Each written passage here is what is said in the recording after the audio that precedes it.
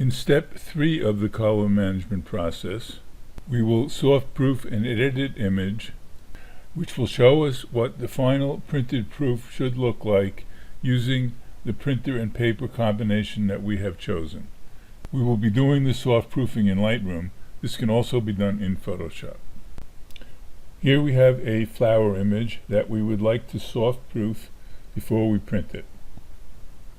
So at the bottom of the Lightroom screen is a soft-proofing checkbox, which I will tick, and you'll notice that right away I get some red colors on the image and a panel in the upper right hand corner has changed to soft-proofing. And the first thing that I'm going to do is click Create a Proof Copy, like so. So what this has done is it's created a virtual copy of the image, which I can modify if I want to without affecting the original image. And it's good to have a proof copy. One reason is that I'm going to choose a particular type of paper to print this on, and the settings that I have will be unique to that type of paper. If in the future I decide to print this on a different printer and paper combination, I can go through the process and create a different proof copy so I can have separate proof copies for different types of output media. The first thing I'm going to do is to select the profile that I'm going to be using. So in this case, I'm going to select the Costco, Florida Boca Raton luster profile. And again, you can see that I have this red that's coming out on the image. And that is because this box in the upper right corner of the histogram is checked. I'm going to deselect it and the red goes away. This is what's called an out of gamut warning. This indicates that the printer and paper combination, Boca Raton, will not be able to accurately display these colors. On the left, I'm going to turn that off now for the time being. On the left is another icon, which is a monitor gamut warning, which I've turned on. And when this is on, if there were any colors that the monitor was not capable of accurately displaying, I would get a blue warning on the screen. But in this case, that's not happening, so I'll unselect that. I'm going to go back to the out of gamut warning, and here we're facing the problem that these colors can't be displayed accurately. So typically the way that you would deal with this would be you go to the HSL panel, Hue, Saturation, and Luminance, and start off with saturation.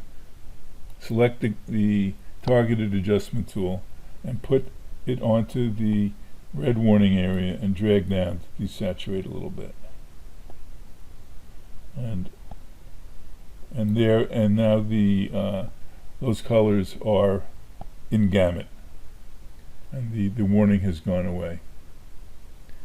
So I can now deselect that for the time being. You can toggle back and forth between soft proofing and not by using the S key. So I'm going to toggle back and forth. That's without, that's with, that's without, that's with. So if there was a difference in contrast or brightness or anything else that was objectionable, I could adjust those items as well in the basic panel. But in this case, it looks more or less the same between the soft proof copy and the non-soft proof copy, so we'll just leave that. Now you can see that we have a choice here between perceptual and relative. This is what's called perceptual intent. And in perceptual intent, Lightroom is, when you hover over it, Lightroom says that it preserves the out-of-gamut detail but may change in-gamut colors. And generally speaking, this is a more natural look. Relative intent, if you hover over that, Lightroom gives you a tooltip which says this preserves color accuracy but clips out-of-gamut detail. So what it means is if anything is out-of-gamut, it forces all of the out-of-gamut regions to be the same color, so you would lose detail. So in other words, if you have out-of-gamut violet details, they would all become the same shade of violet. So generally speaking, you would use perceptual intent. In this case, it doesn't seem to make much of a difference because everything has been adjusted to be in gamut. But if you can't adjust everything in gamut, I would recommend using perceptual detail. And if that's the case and everything is not in gamut, it may be an indication that you should use a different type of paper. Another option is to simulate paper and ink. When I ticked that checkbox, the image got a little bit darker. Simulate paper and ink. The out-of-gamut warning is on. I'm going to increase the exposure slightly. It's too much.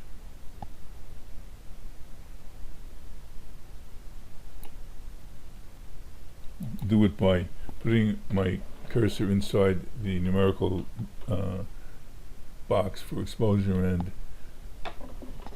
pressing the up arrow key a little bit, making everything a little bit brighter. Now when I click and unclick the simulate paper and ink, nothing changes. It's not a very much of a change. So I'll leave that on, and this is the final proof copy.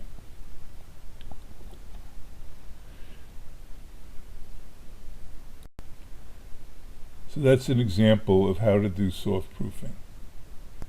By toggling the I key on and off, you can get various levels of information about the image. So here you can see that we have the name of this image, and it is a soft proof using a Costco Florida Boca Raton profile and its perceptual intent. And this is the image that we will go forward with when we print, not the original copy.